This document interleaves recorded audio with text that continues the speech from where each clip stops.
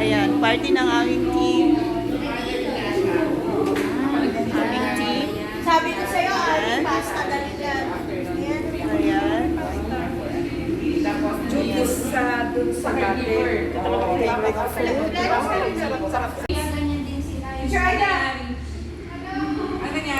nangyari sa akin, nasa clinic ako. Nag-aantay kami kay JM. Siya yung organizer nito, siya pa yung wala.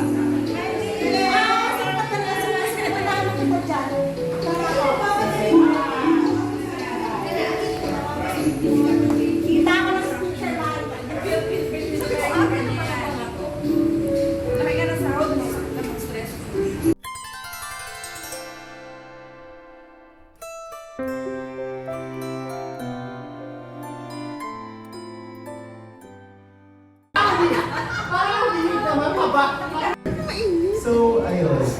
Okay na yan, huwag mo na yan. Meron na, So, Tita Mabel, kumusta ka ba? Tita Mabel, the host na 7 times pa kita tinawagan bago ka sa Busy. Ayaw, sir. Kailangan, laptop. Hindi, te. Ayaw, nakaipindot ka kami. O sige, paano ba to? Share screen. Paano ba to? Kaya nawala na naman. Yung compassion. Compassion. Saka yung forgiveness. Forgiveness. Oo, kahit ayaw ko, napipilitan ako kasi gano'n siya. So, yung mga tao na na-involve sa ganung sitwasyon sa akin, pinag-iinit na I have to practice it. Hindi na ako. So, Katie, compassion and forgiveness. Last 2 months. Sa kanya na ako. Peace, wow. Peace and tranquil. Tranquil. Anyway, so yung peace and tranquil, sobrang helpful for us. Kasi, minsan kasi wag now. Si Lord, he's my savior and protector. When June, last one out, 5% lang ang lakas ko. Mayroon din take hard ko. Hindi naman siya pwede ipasok sa public school kasi ako namang teacher. Isang muli ko na bumigay.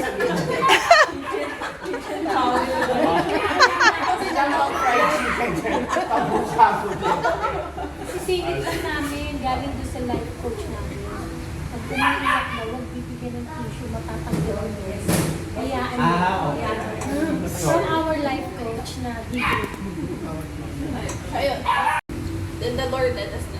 Kailangan din namin siya ikot ng school. Nasa Catholic school, mas malapit siya sa amin. Bumalik kami sa Orlops, which is mas malapit. And then yun, kailangan namin bumalik sa therapy. Yung time na yun, sabi ko, yung ang hirap naman yun. 60 kami sa Orlops, tapos 8K kami amad sa therapy. Tapos sabi ko, pero but the Lord impressed me the Matthew, which is the Great Commission. Go and, go and make disciples. So, and then, yung alpha na, seek He first and His righteousness. And everything. Matthew 6:33. Since June,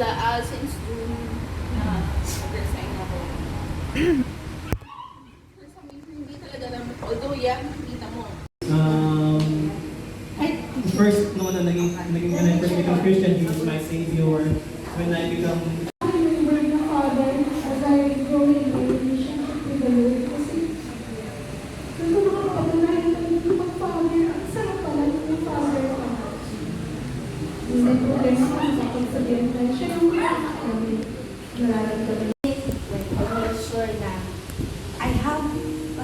I fell in love with Jesus. So, di ba pag in love ka, ang isip mo yung tao, bakit mo nakulong, pag-isip mo siya pa rin yun.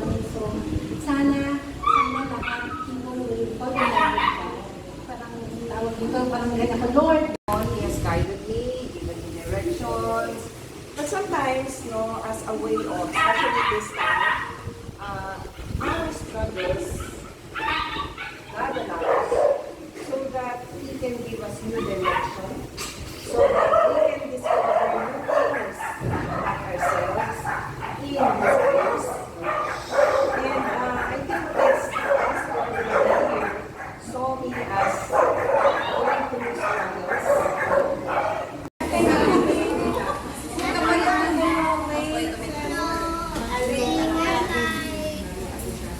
to, buksan na to. Yema cake ata to, no?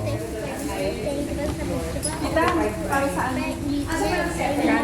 Walang crunch. You want chicken? Love.